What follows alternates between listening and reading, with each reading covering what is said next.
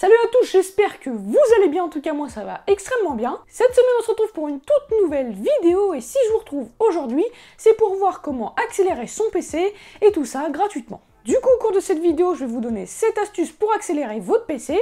On va utiliser 4 logiciels à peu près et si vous souhaitez les télécharger, ça se passe en description. J'ai mis un petit lien Google Drive pour pas que vous ayez à chercher les fichiers un peu partout sur internet. Ne vous inquiétez pas, ce sont des logiciels gratuits et sans virus. Au contraire, ils sont là pour vous aider à nettoyer votre ordinateur et du coup à vous rendre service par la même occasion. Bref, j'arrête de parler, on se retrouve pour la présentation de la première astuce. Allez, c'est parti! Pour commencer cette vidéo, je vais commencer par faire ce que l'on appelle un benchmark à l'aide du logiciel 3D Mark. Le benchmark, en gros, là, il va servir à faire une analyse des performances de mon PC avant et après les manipulations pour voir si oui ou non ça vaut le coup de faire quelque chose. Juste après, je ferai un démarrage de mon PC chronométré, donc avec mon téléphone, et on fera la même en fin de vidéo pour comparer un peu les résultats. Je ferai aussi ce test avec le jeu Forza Horizon 4, et on comparera ça en fin de vidéo pour voir si on gagne du temps également au démarrage. Bref, j'arrête de parler, on se retrouve sur le PC pour faire tout ça. Donc je tiens à préciser pendant que 3D Mark se lance qu'en fait tous les logiciels que je vais tester, que ce soit CCleaner, Crystal Disk, etc., tout se trouve en description dans un petit lien Google Drive, vous avez juste à cliquer sur télécharger et vous avez tout direct sur votre PC. Voilà, les résultats sont tombés sur 3D Mark, on est sur du 7022 de score, donc c'est plutôt pas mal, mais on pourrait faire mieux. Donc c'est l'objectif de cette vidéo, si on dépasse les 8000 ça serait vraiment pas mal. Maintenant qu'on a ça, on va pouvoir comparer ça en fin de vidéo. Donc maintenant ce qu'on va faire, c'est qu'on va chronométrer le démarrage de mon petit PC, et on comparera également ça en fin de vidéo. Ok, du coup là on se retrouve devant mon PC, donc je vais essayer de chronométrer en même temps que j'appuie sur le bouton ici, ça va être un peu compliqué mais on va essayer. Donc bah écoutez, c'est parti. Donc j'essaye de bien vous cadrer ça, et voilà, c'est parti. J'ai appuyé, on est sur... Et voilà, 28 secondes 68 avant d'arriver sur la page d'accueil. Franchement, c'est vraiment propre. On va essayer de faire mieux juste après, du coup, en fin de vidéo. Et là, ce qu'on va faire, c'est qu'on va venir chronométrer, en fait, le lancement de Forza Horizon 4. Ok, donc c'est parti. En fait, ce que je vais faire, comme tout à l'heure, c'est que je vais cliquer en même temps. Voilà, ça y est, c'est parti. Le chronomètre. Et on se reprend, du coup, dès qu'on arrive sur le menu de Forza. Et voilà, on a mis 1 minute 04, donc retenez bien 1 minute 04 pour lancer Forza Horizon 4, du coup. J'espère en tout cas qu'on va aller aux 50 secondes, ça serait vraiment pas mal en fin de vidéo, on verra ça. Et maintenant, on va passer à la prochaine étape de cette vidéo. Maintenant, ce qu'on va faire pour la deuxième étape de cette vidéo, c'est qu'on va venir installer le petit logiciel Malwarebytes qui va nous permettre d'analyser notre PC et de supprimer les malwares. Avant d'aller plus loin dans cette seconde étape, je tiens à préciser que les malwares, ce sont des fichiers ou des logiciels malveillants. Il faut surveiller ça de temps en temps car ça pourrait mener à un virus et ça c'est vraiment pas cool. Du coup ce qu'on va faire maintenant c'est qu'on va venir installer Malwarebytes, c'est top, donc voilà j'ai tout préparé, installé, donc moi ou ma famille parce que en fait c'est moi, donc c'est pas une organisation, une entreprise. Donc vous faites suivant et on se retrouve du coup une fois que l'installation est terminée. Ok, donc là l'installation de Malwarebytes est terminée, donc on clique sur terminer.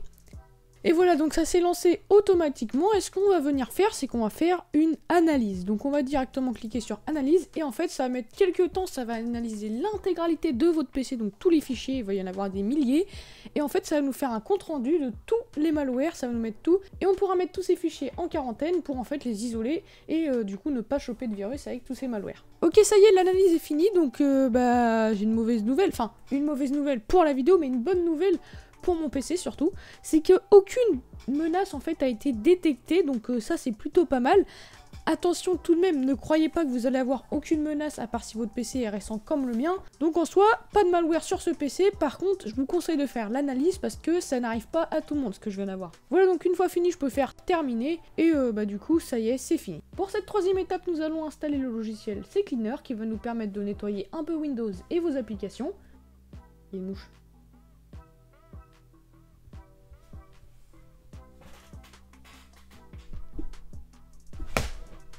Que ce soit les fichiers temporaires, les cookies sur les navigateurs ou encore les données caches dans les logiciels, on va nettoyer tout ça et en quelques secondes. Du coup c'est parti, on installe CCleaner, donc en fait j'ai tout préparé exprès pour la vidéo.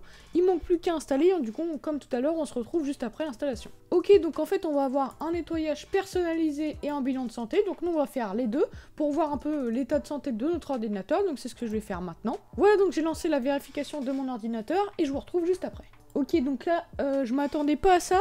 Ça me marque, votre ordinateur n'est pas au meilleur de sa forme. Est-ce que c'est bon signe ou est-ce que c'est une technique pour que j'achète leur logiciel? J'ai l'impression que c'est un peu des deux. Du coup, on va directement cliquer sur optimiser eux. Et en fait, ça va tout optimiser pour que ça fasse un peu de tri dans mon ordinateur. Voilà, mon PC est propre, donc d'après le logiciel. Nous, ce qu'on veut maintenant, c'est le nettoyage personnalisé pour retirer les données caches, les fichiers temporaires et les cookies, comme je vous le disais tout à l'heure. Donc, ce qu'on va faire, c'est que déjà, on va commencer par faire analyser. Donc bref, c'est parti, on fait nettoyer. Voilà, donc moi de toute façon ça me va bien de nettoyer ça. Et ça y est, il n'y a plus rien à faire. Là j'ai nettoyé, du coup j'ai fait un bilan de santé de mon PC, ça marque qu'il est propre. Et encore en plus, j'ai fait un nettoyage personnalisé.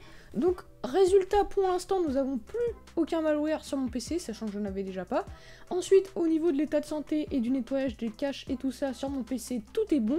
Donc là je pense qu'on est déjà bien à ce niveau là. Alors là maintenant on va encore installer un petit logiciel pour cette étape. Donc ce logiciel il se nomme Crystal Disk et en fait il va vous servir à faire aussi un bilan de santé de votre disque dur mais un peu plus en détail. Et en fait ça va pas consister à supprimer les trucs, c'est juste un conseil pour vérifier de temps en temps son disque dur. Donc du coup tout est en description comme je vous le disais tout à l'heure. On va lancer Crystal Disk Info. Voilà, donc on fait je comprends machin, suivant, hop. De toute façon ça c'est pas des bêtises, c'est vraiment pour vérifier. Donc ça c'est un petit logiciel qui prend rien vraiment, ça prend quelques émaux. Il s'est lancé, alors le E en fait c'est mon 2 Tera, donc mon disque dur HDD normal. Donc on met qu'il est dans un état de santé bon, donc c'est bien. Ensuite on marque la température, vous voyez on marque un peu tout en fait, on peut même avoir accès aux erreurs. Donc voilà, on a vraiment pas mal de choses. Et ensuite au niveau de mon SSD, donc qui est plus rapide, on est sur du bon à 97%. Donc ça franchement, ça aussi c'est bon signe, vous allez me dire. La température 45 forcément c'est pas la même qu'un HDD vu que c'est pas pareil. Mais voilà, ça vous permet en fait de vérifier l'état de santé de vos disques durs. Vous pouvez aussi voir combien de durée de fonctionnement ont-ils fait. Donc pour ma part, mon disque dur classique il a fait 4105 heures. Et mon autre disque SSD en a fait 3982. Donc je sais pas pourquoi il y a une différence parce qu'ils ont tourné en même temps. Mais bon ça c'est pas très grave. Vous voyez que ça sert un peu à faire en fait l'état des lieux de manière générale. Alors pour finir sur l'état de nos disques durs maintenant, je vais vous donner quelques autres conseils pour pas que votre disque dur soit lent, que votre PC soit lent par la même occasion, et donc que votre disque dur ne soit pas saturé. Pour éviter ça, rendez-vous dans ce PC dans votre dossier, et là vous allez avoir aussi un compte rendu en fait, mais un peu plus bref. Donc on voit en fait nos lecteurs, donc nos disques, et en fait on peut voir que mon disque local, donc mon SSD, est occupé donc sur 464 Go, il reste 196. Sur 1810 Go sur mon gros HDD, en fait, il me reste plus que 894. Donc, ce qui est vraiment bien. Donc là, en fait, si je peux vous donner un ordre d'idée, mes disques sont en bonne santé, ça c'est sûr. Ils sont pas saturés, ça aussi c'est sûr, mais attention à surveiller. Faut pas que ça soit trop saturé. Un autre conseil que je peux vous donner, c'est que le disque où en gros il y aura Windows, moi ce que j'ai choisi de faire, c'est de prendre un petit de 500 Go et de mettre quelques autres choses. Donc là, je vais trier un peu parce qu'il est un peu en bazar, mon disque SSD. Et donc du moment qu'il y a Windows dessus, il va vraiment pas falloir trop faire n'importe quoi sur ce disque dur là. Puisqu'en fait, s'il y a des problèmes, votre système d'exploitation est dessus, donc il y aura plus de bugs en fait que si c'était un disque dur à part. Pour mon autre disque dur, c'est un peu moins grave, il y a plus d'espace et encore, vous voyez, ils sont vraiment occupés de la même manière. Je constate que pour ce disque dur là, il reste à peu près 40% et pour lui aussi en fait. On est vraiment bien parce que en fait, qu'on conseille pour un disque qui veut pas ralentir, ça serait de laisser une marge au maximum de 20% d'espace vide sur votre disque dur et au minimum aux environs de 10% d'espace libre sur votre disque dur pour vraiment qu'il y ait un espace quoi. Donc voilà, faites très attention et surveillez un peu et rangez vos fichiers de temps en temps pour pas ralentir votre ordinateur et surtout ne téléchargez pas n'importe quoi. Maintenant, vous vous souvenez tout à l'heure, nous parlons de PC rapide, et donc qui dit PC rapide, qui dit démarrage rapide. C'est pour ça d'ailleurs que je l'ai chronométré au démarrage. Si vous le savez pas, au démarrage de votre ordinateur, plusieurs applications peuvent s'exécuter sans que vous le vouliez. Il faut laisser vraiment les trucs importants. Donc par exemple, que Steam se lance au démarrage, on n'en a rien à faire. Skype, pareil, vous voyez, c'est un ensemble de choses. Maintenant, je vais vous montrer comment retirer et gérer tout ça. Pour faire ceci, vous allez taper dans la barre des tâches, gestionnaire des tâches. Vous faites entrée donc pour ouvrir ça et on va mettre en grand écran, voilà. Donc en fait on aura l'onglet processus, performance, historique des applications et démarrage. Démarrage en fait c'est tout ce qui va se lancer automatiquement et donc le temps que ça se lance en fait ça va ralentir votre ordinateur au démarrage. Donc on clique sur l'onglet démarrage et là attention il y a vraiment pas mal de choses. Donc par exemple Elgato Control Center, ça je laisse, j'avais déjà désactivé à l'époque quelques trucs. Et bien sûr, l'antivirus de Windows, on le laisse. Et voilà, résultat, j'ai les trucs les plus importants. Elgato Control Center d'une part, parce que ça contrôle mes lumières et ça s'exécute à côté. Et voilà, donc une fois que vous avez trié un peu tout ce qui se met au démarrage, je pense qu'on est bon. Donc maintenant, pour continuer dans les paramètres logiciels, applications et tout ça, ce qu'il faut savoir, et vous le savez peut-être pas, c'est que peu importe vos systèmes d'exploitation, il y aura toujours des logiciels ou applications qui se lanceront en arrière-plan. Et ça, en fait, on veut pas. Vraiment, ça va rien servir à part prendre de la mémoire sur votre PC pour rien et donc saturer votre RAM. Donc nous, ce qu'on va faire, c'est qu'on va directement se rendre dans les paramètres. Donc on va dans applications juste ici. Ensuite, on va aller dans applications et fonctionnalités. Et voilà, une fois qu'on est ici, on voit en fait tous mes logiciels, donc After Effects, toutes les applications. Et ce qui a tendance à se lancer en arrière-plan, et ça c'est sûr, c'est les applications qui sont préinstallées sur votre Windows, donc sur votre système d'exploitation. Nous, ce qu'on cherche, c'est vraiment à laisser les trucs importants, donc c'est-à-dire, on a par exemple Twitter, je dis au pif, mais Twitter, Steam, Spotify, on n'a pas besoin que ça, en fait, ça soit exécuté en arrière-plan. Donc nous, ce qu'on va faire, c'est on va faire là les 3 points, option avancée, et ensuite du coup, autorisation d'application en arrière-plan, on va faire jamais, parce qu'en fait, on n'a pas envie que Spotify se lance en arrière-plan. Et vous faites ça pour toutes les applications que vous voulez. Moi, perso, je le fais juste pour les applications préinstallées. J'ai dû retirer au moins 50 applications en arrière-plan qui me servaient à rien, que ce soit la caméra, plein d'autres choses de ce type, Skype, etc.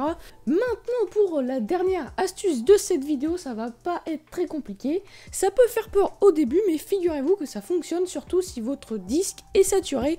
Je parle bien sûr de la défragmentation de votre disque dur. Pour trouver ça, on va taper dans la barre de recherche, ici, défragmenter et optimiser les lecteurs. Vous faites ouvrir, et là vous allez avoir en fait un compte rendu. Donc si c'est automatique, en gros si vous l'avez activé, que ça se fasse automatiquement et que ça défragmente votre disque dur de temps en temps. Donc par exemple, on voit juste ici, optimisation planifiée. Donc moi, ça se fait toutes les semaines. Et du coup, c'est pour ça qu'en fait, mon disque est à 0%. Si vous n'avez jamais défragmenté votre disque dur, vous pouvez tout de suite faire défragmenter, donc analyser tout ou tout optimiser. Vous faites comme vous voulez. Et ensuite que vous avez fait ça, eh bien vous allez activer l'optimisation planifiée. Vous faites modifier les paramètres si vous le souhaitez et vous choisissez en fait la fréquence si vous voulez toutes les semaines, tous les jours, tous les 2 jours, etc. Et franchement, ça c'est plutôt cool parce qu'en fait ça permet de nettoyer un peu le disque dur et ça sans avoir à y penser puisque ça se fait automatiquement. Voilà, donc je vous conseille de défragmenter vos disques durs, surtout qu'on n'y pense pas souvent. Donc moi c'était activé, donc pas de problème, mais n'hésitez pas aussi à l'activer pour que ça se fasse tout seul. Pour la dernière étape de cette vidéo, vous l'aurez compris, ça va consister du coup à refaire les tests qu'on a fait en début, mais cette fois, du coup, après tout ce qu'on a fait. On n'a pas fait énormément de manipulations au cours de cette vidéo, peut-être que dans l'année, j'en referai une un peu plus détaillée. Là, c'était vraiment les manipulations de base pour faire un petit entretien annuel du PC. Du coup, ce qu'on va faire, c'est qu'on va lancer Forza Horizon 4 toujours avec mon petit chronomètre. Donc, écoutez, c'est parti. Dès que je clique, j'appuie ici. Bam, c'est parti. Voilà, il n'y a pas de mytho, on n'est pas des mythos en fait dans cette vidéo, on est 100% vrai. Et voilà, 50 secondes, je me rappelle plus du tout si on avait fait plus d'1 minute tout à l'heure, j'ai bien l'impression que oui. Tout à l'heure, je mens pas, hein, vous l'avez vu en début de vidéo, nous avons fait 1 minute 04. Maintenant, nous avons fait 50 secondes. Donc, je pense que le résultat sur les logiciels est flagrant déjà. C'est qu'on a gagné clairement 14 secondes de lancement dessus. Donc, est-ce que ça va changer beaucoup de choses à votre vie? Je ne pense pas, mais c'est tout de même des précieuses secondes. Par exemple, vous lancez un live, vous avez envie que tout soit performant, on va dire, que ça se lance rapidement, qu'il n'y ait aucun bug. Donc franchement, c'est validé pour le lancement de l'application. Et la dernière étape, ça va être le benchmark. Du coup, là, on se retrouve du coup sur 3D Mark comme tout à l'heure. On va directement faire run et je vous reprends comme tout à l'heure, juste après l'analyse du benchmark. Voilà, donc on a un score de 7131, donc franchement la différence n'est pas énorme, mais comme je vous le disais tout à l'heure, mon PC était déjà bien optimisé, et franchement, je pense que je pourrais pas vraiment faire mieux. Mais en tout cas, essayez sur votre ordinateur, ça coûte rien, et en plus ça peut améliorer vos performances. Vous aurez sûrement de grosses améliorations au niveau des performances si vous n'avez jamais fait aucune manipulation sur votre ordinateur. Bref, j'arrête de vous parler, et on se retrouve pour l'outro de cette vidéo. Sur ce, c'est déjà la fin de cette petite vidéo, j'espère qu'elle vous aura plu. En tout cas, moi j'ai pris encore une fois un énorme plaisir à vous tourner cette vidéo.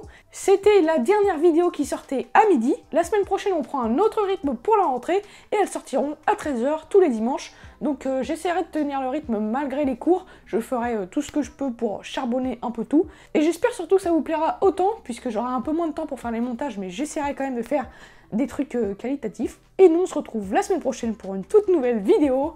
Allez, ciao!